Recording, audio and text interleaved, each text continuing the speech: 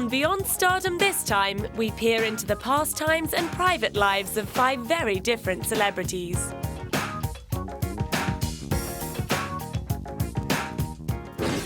This openly gay actor was nicknamed Serena after receiving a knighthood. Sir Ian McKellen recalls his disbelief on getting the call in 1991.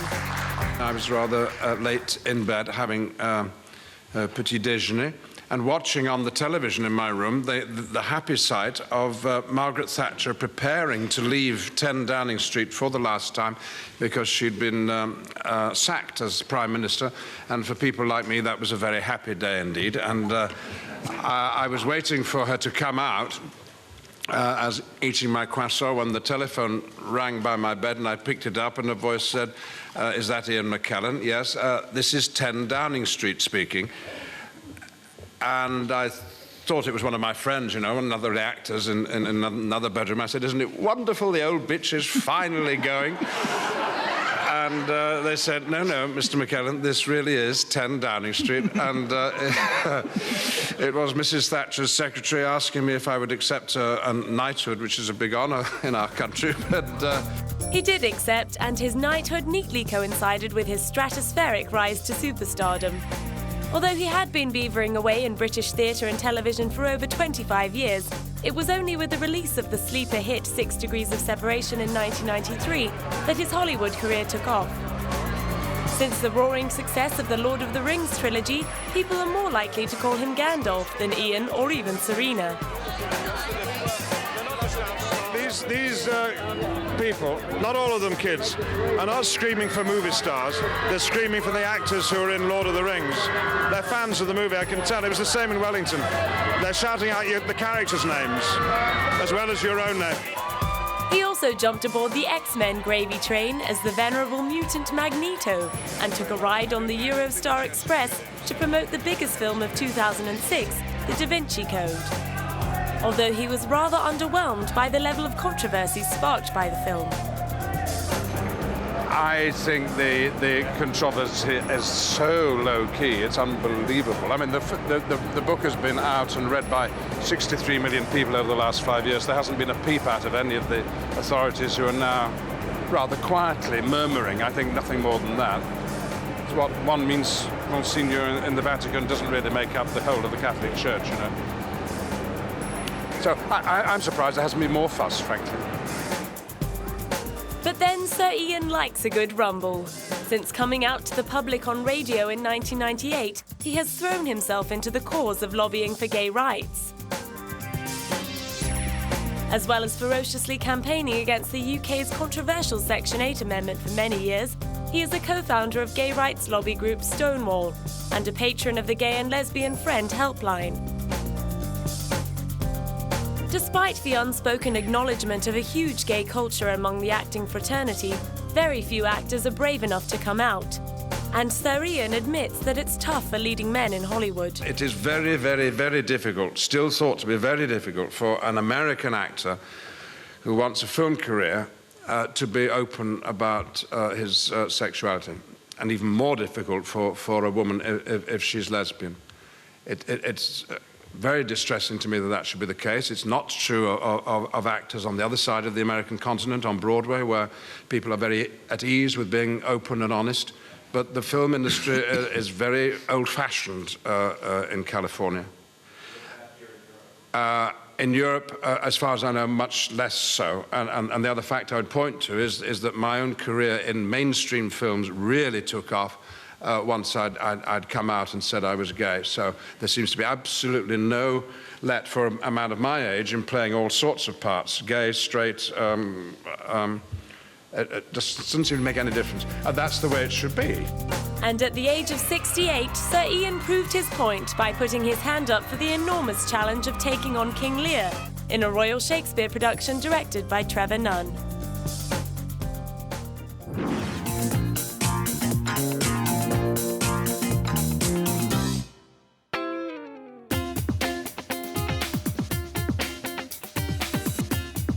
This actor and fashion icon played the lead role in the 1981 Broadway musical hit Annie. Her most famous role as the designer-obsessed Carrie Bradshaw may have crowned Sarah Jessica Parker as the queen of haute couture, But in real life, she's just another working mum. Well, almost. I mean, I take my son to school, I try to every morning if I'm not working. And there's just no time. I mean, if you know of any, mothers or working mothers, it's just an impossibility. But there are certain times that I definitely put effort into it and I care. For instance, coming to London, I care what I look like here. I care that when I meet you, I'm dressed well and I'm presentable. And the thing that makes it more enjoyable is that I just, I have access to some beautiful clothes and I, try to take advantage of it because, these days are limited. I know they're not always going to be that way. But it's not a huge part of my life. I mean, it just doesn't play that critical a part, but I definitely still enjoy it. You bet she does. A proud recipient of the Fashion Icon Award at the Council of Fashion Designers of America Fashion Awards, SJP certainly hasn't lost her eye for trendy threads since leaving the hit HBO show in 2004. And in early 2007, she was rumoured to have stopped shopping and started stitching for her own fashion label called Bitten. She has already joined the legions of celebrities bottling their own scents. But when she unleashed Lovely on London in 2005, she insisted she wasn't just jumping on the bandwagon. To be honest, I had wanted and thought of doing a fragrance for literally like the last 20 years. And I knew that if I could find a great mentor, that it would probably be the first thing that I'd like to do. Fragrance house Coty put its hand up to help, but Sarah was keen to let people know that she'd done far more than slap her name on the bottle. Well, I hope they know that it's something that I actually did, the whole thing, for better or worse. I didn't just give my name to something, but rather it's something that I've wanted to do for a long time. And I think those people who know me well know that that's not the sort of thing that I'd be interested in doing. And some thought she'd done a good job. Very nice. Lovely. What do you think of that? It's lovely. It really is actually nice. While others were less impressed. Ladies, what do you think of the smell? Oh well, she's still got her acting career, and there are still plenty of parts she'd like to play. Pretty much just a role I've not played before, interesting elements, an interesting director or a subject matter, but mostly just a new challenge, just mostly something that doesn't feel comfortable or familiar. Something that I feel I can't do is usually a reason for me to do it. However, she has had to endure the odd rumour about clashes with her co-stars. Not only was there plenty of gossip about a rift between her and Kim Cattrall on the set of Sex and the City, Matthew McConaughey was less than effusive after co-starring with her in the film comedy Failure to Launch. Although he credited her with good comic timing, he also confessed to Oprah Winfrey that she was peculiar. I would like to be a person that doesn't care. But I also know Matthew really well, and I know that he's fond of me, and I'm fond of him, and so, it's frustrating, but you'd like to chalk it up to a slow news week. But we've had lots of chances in the past week to be together and do a lot of interviews together, and he's clarified that peculiar to him is not necessarily a bad thing. And frankly, if I'm not upset by the word peculiar, then no one else need be on my behalf. Except perhaps the other Matthew in her life, Matthew Broderick, with whom she got together after splitting with long-term lover Robert Downey Jr. in the 90s. The couple got married in 1997 and went on to have a son called James. And when she's not playing Happy Families in New York or working, SJP plays a prominent role in the Hollywood Women's Political Committee and is also a celebrity ambassador for UNICEF. Very, very populated neighborhood. I used to think that we spent...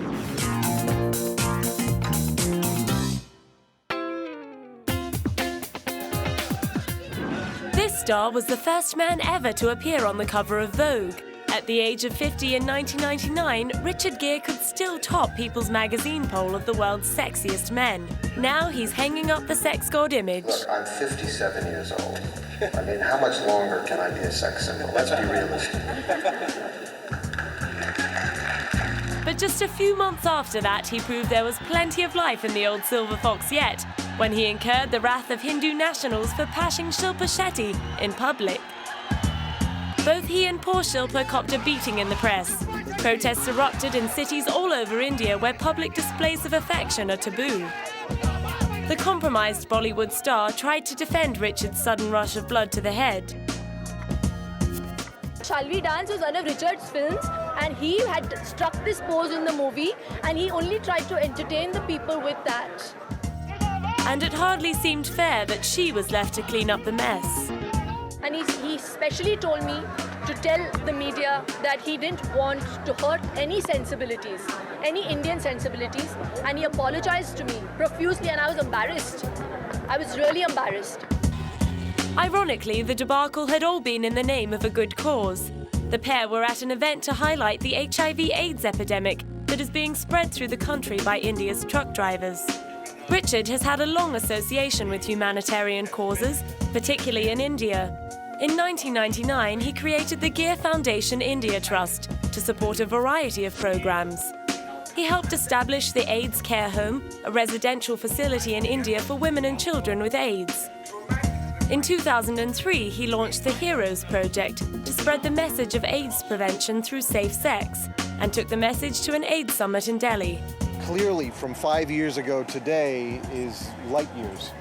The fact that the Prime Minister of India is not only speaking openly about HIV/AIDS, but with the sense of importance that it needs to be spoken, and with a willingness and with great energy and passionate commitment to bring this austere and powerful group of media people together is a great statement of how far it has come in this country.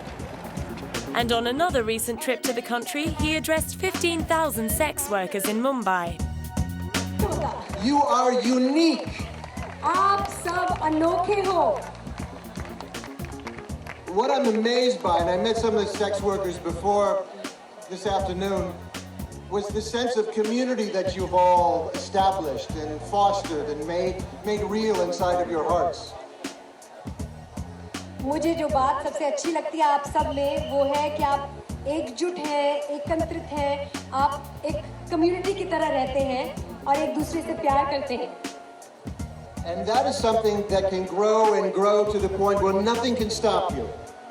और ये प्यार बढ़ सकता है और इतना बढ़ सकता है कि कोई आपको रोक नहीं पाएगा. And I applaud you all for that. It's really extraordinary. Can you say that with me? एक साथ बोलिए. No condoms. No sex! No condoms! No sex! Another cause close to Richard's heart is the plight of the Tibetan people. A practicing Buddhist and active supporter of the Dalai Lama, he is a co-founder of the Tibet House, and he recently demonstrated his commitment to human rights causes in Tibet by organising a charity soccer match. The star players donating their ball skills included Diego Maradona and Paolo Maldini, and the Dalai Lama's sister was there to enjoy the game. Richard's Buddhist beliefs have also driven him to campaign for peace in the Middle East. In 2003, he visited Jerusalem and Ramallah on a private peace mission and met with Palestinian Legislative Council member Hanan Ashrawi. When he's not out saving the world or at home with his wife and son, Richard still finds the time to squeeze in a few movies.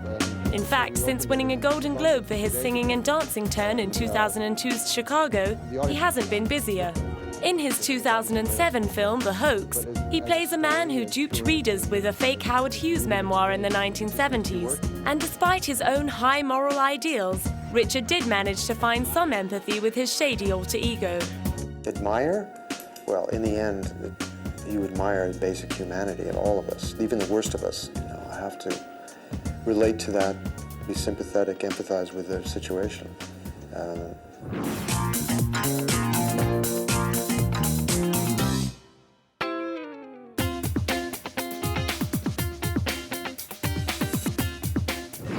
This aspiring actress ended up on the cutting room floor of her first film, Black Knight, in 2001. Since then, Serena Williams has managed to make the cut on episodes of ER, Law & Order, and My Wife and Kids. Always on the lookout for a new challenge, the former Wimbledon champion is the last tennis player to hold all 4 of the world's Grand Slam titles at the same time. Capping off the dream run with the Australian Open in January 2003, the incredible feat was dubbed the Serena Slam, and she'd beaten her older sister Venus in each of the 4 finals to achieve it. When she and her 4 sisters were growing up in the Los Angeles suburb of Compton, her father Richard had been determined to turn at least one of them into a Wimbledon champion. With both Venus and Serena vying for the #1 spot in the California under-10s, he was destined for double glory. Venus took out the first title in 2000 and 2001, handing over to Serena in 2002 and 2003. Despite their great rivalry, the 2 champions are still the best of friends off-court, and in the lead-up to the Winter Olympics in 2001, they were only too happy to share the honor of carrying the Olympic torch. I heard this very emotional experience. I'm really excited to be able to experience it, and it's just a great... It's kind of like a once-in-a-lifetime opportunity. You never know if you're going to be asked again. They also supported each other through the shock and trauma of losing their elder sister, Yetunde, who was shot dead in 2003.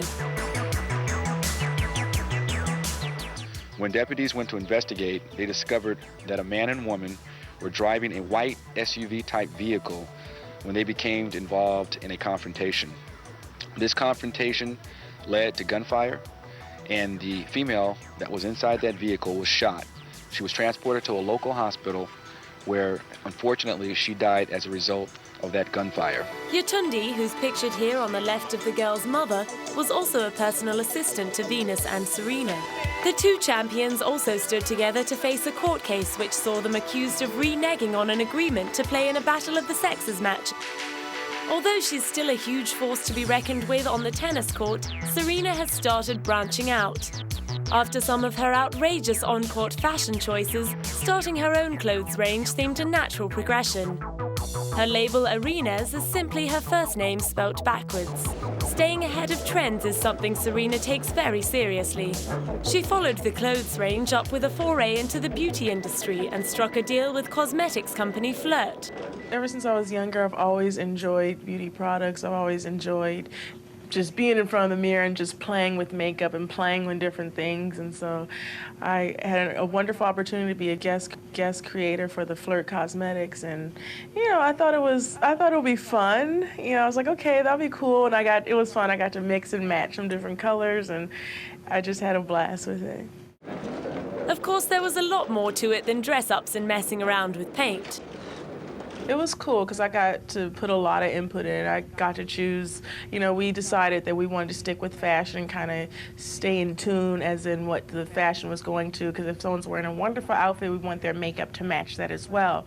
So we looked into that at first, into deciding what colors we wanted to go, and that's how we chose kind of the color palette.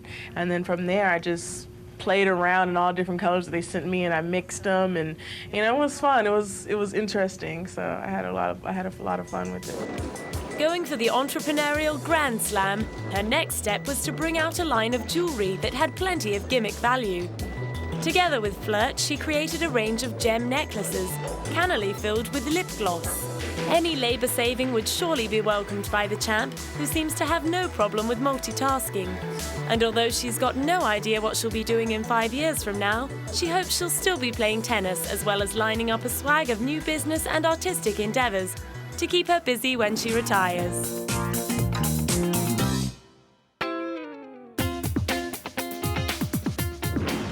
This webbed wonder is often mistaken by fans for Harry Potter actor Daniel Radcliffe and Lord of the Rings star Elijah Wood.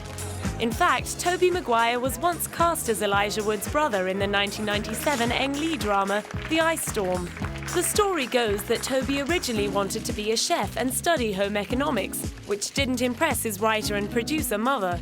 She bribed him with $100 to take up acting classes instead. He went on to join the exclusive band of actors who found blockbusting success as comic book superheroes in silly costumes. But even after making the role of the chemically mutated Spider-Man his own, he still has superpower envy.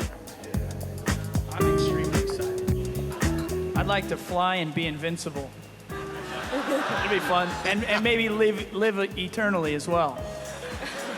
And have X-ray vision. And have one vulnerability, being kryptonite. Still on promoting the third film in the franchise, he had developed a fondness for Spidey's geeky alter ego. Well, I think Peter Parker is a very good person, has a strong moral center, and you know, that character was established in the first movie, and I think he was really a kid growing up through each of the movies, and this one, he's going through his most adult-like challenges and conflicts, and getting into his anger and desire for vengeance and his pride, influenced by the black suit, and the black suit intensifying all of those feelings, was very interesting and a great journey for us, and great for us to work on the tone of how Peter Parker would be. As well as the breathtaking special effects, the Spider-Man films have also exploited the sexual chemistry between Tobey Maguire and co-star Kirsten Dunst. In fact, the pair officially became an item for a while in 2001 during the filming of the original movie. But Tobey has put paid to any illusions of them hotting it up on set. No, I mean, you know, kissing scenes are funny in that they're so technical with how they're done. You know, in this one, we're on that web net, and you know, they've put us on lines and pulled us up, and we're in harnesses and get on this thing, and the webs are really like wires, so you're basically laying on a bed of wires, which is really uncomfortable, and you're always like adjusting and situating, and then you go and a shot doesn't look quite right like that, and so they're talking to you while you're doing it. Could you twist your head this way? Do this. Okay, now do, you know, like that kind of thing. So it's it almost becomes like very technical, and then you, of course, try to make it, you know, in that case, romantic, you know. It's a tough job, but somebody has to do it. And with rumors that Tobey bagged close to $20 million for his part in the third installment, there would surely be no shortage of takers. His handy pay packets from the Spider-Man franchise have helped finance his other interests. In 2003, he followed in his mother's footsteps and took on the challenge of producing as well as starring in Seabiscuit, based on the true story of a plucky racehorse that rode to great victories in America in the 1930s. Playing the diminutive jockey meant shedding serious weight before piling it all on again for Spidey 2. No mean feat for a strict vegetarian who doesn't eat eggs or cheese. But having dropped out of school and faced emotional difficulties as a child, Seabiscuit's theme of triumph over adversity was close to the heart. And getting the film to the finishing post as both producer and star was a precious victory.